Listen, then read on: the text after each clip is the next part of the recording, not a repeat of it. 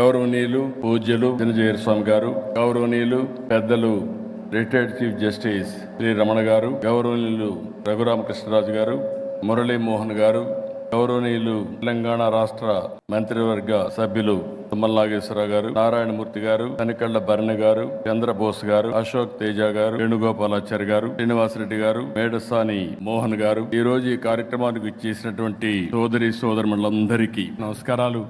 ఆ రోజు నేను ఆలోచించింది, భవిష్యత్తుకు పూర్తిగా మారే పరిస్థితి రావాలంటే ఇన్ఫర్మేషన్ టెక్నాలజీని అడాప్ట్ చేయాలని చెప్పి ఒక నిర్ణయం చేశాం. అప్పటికి ప్రూఫ్ ఆఫ్ కాన్సెప్ట్ ఎక్కడా లేదు, ఏం చేయాలో తెలియదు. ఐటీని ప్రమోట్ చేయాలని ఫస్ట్ కట్టింది ఐటెక్ సిటీ కట్టాం, ఐటీని ప్రమోట్ చేశాం. నేను గర్వంగా చెప్పగలుగుతున్నా, ఈ రోజు ప్రపంచంలో ఏ దేశానికి వెళ్ళినా అక్కడ ఇండియన్స్ ఉంటారు, అగ్ర భాగాన తెలుగు వారు ఉన్నారు. అది ఆ రోజు మేము కాంట్రిబ్యూట్ చేసినటువంటి పెద్ద కాంట్రిబ్యూషన్ తెలుగు జాతికి అని చెప్పి కూడా నేను మీకు తెలియజేస్తున్నా. ఇంకొక పక్కన నాలెడ్జ్ ఎకానమీ, ఫ్యూచర్ లో ఏమాత్రం అనుమానం లేదు, క్రియేటివ్ ఎకానమీకి చిరునామాగా ఈరోజు తెలుగు జాతి తయారయ్యే పరిస్థితి వచ్చింది.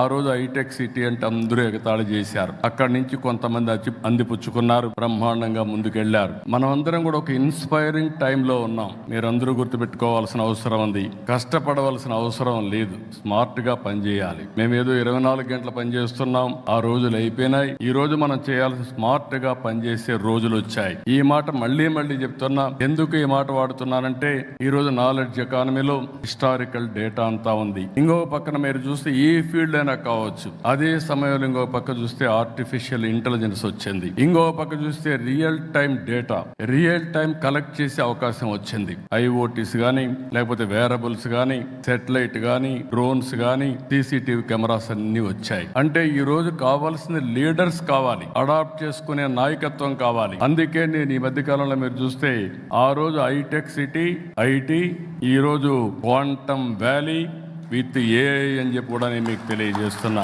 ఎందుకు నేను క్వాంటమ్ వ్యాలీ మాట్లాడుతున్నానంటే, భవిష్యత్తులో తెలుగువారు నాలెడ్జ్ లో అగ్రస్థానాన్ని ఉండాలి. అదే మాదిరిగా ఆంటర్ప్రెన్యూర్స్ కావాలి. ఆంటర్ప్రెన్యూర్స్ ఎందుకంటే, ఇంకొక విషయంలో మీరు చూస్తే, భారతదేశం, నాకు ఏమాత్రం అనుమానం లేదు, ప్రధానమంత్రి నరేంద్ర మోడీ గారు right time right leader for the nation.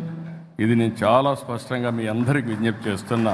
ఈ రోజు ప్రపంచంలోనే మీరు చూస్తే స్పష్టమైన ఒక విజన్తో ముందుకు పోతున్నారు. 2047కి వికసిత్ భారత్ ద్వారా ప్రపంచంలోనే నెంబర్ 1, నెంబర్ 2 దేశంగా భారతదేశం ఉంటుంది, దాంట్లో అనుమానం లేదు. అదే సమయంలో నేను కోరేది, ప్రపంచం మొత్తం ఇండియన్స్ అగ్రస్థానంలో ఉంటారు, అందులో 30-35% తెలుగు వారు ఉండాలని, దేశానికి ప్రపంచంలోనే తెలుగు జాతి అగ్రస్థానంలో ఉండాలని నా ఆశ.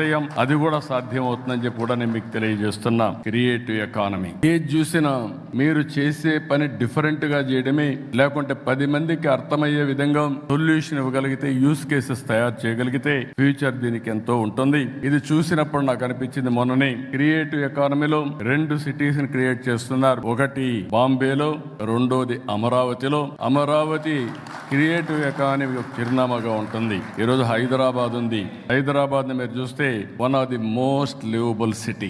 ఈ రోజు ఆలోచించింది కాదు, 1995లో 95 నుంచి 2000 వరకు బ్లూ ప్రింట్ తయారు చేసి, ఎక్కడెక్కడ ఏమి రావాలి, అవుటర్ రింగ్ రోడ్ గానీ, ఎయిర్పోర్ట్ గానీ, హైటెక్ సిటీ గానీ, ఇలాంటివన్నీ కూడా, ఇన్సూరెన్స్ ఫైనాన్స్ సిటీ గానీ, గచ్చిబౌలి స్పోర్ట్స్ సిటీ గానీ అన్ని ప్లాన్ చేశాం. దానివల్ల ఈ రోజు మీరు చూస్తే బెస్ట్ లివబుల్ సిటీగా ఉంది. ఇంకొకటి, జీవితంలో కొంతమంది కొన్ని అవకాశాలు వస్తాయి. భగవంతుడు ఆ అవకాశం నాకు ఇచ్చాడు మీ అందరి ఆశీర్వాదాలతో. అదే ఒకప్పుడు హైదరాబాద్, ఇంకొక సిటీని తెలుగు జాతికి అందించే అవకాశం అమరావతి అని చెప్పి కూడా నేను మీకు తెలియజేస్తున్నా.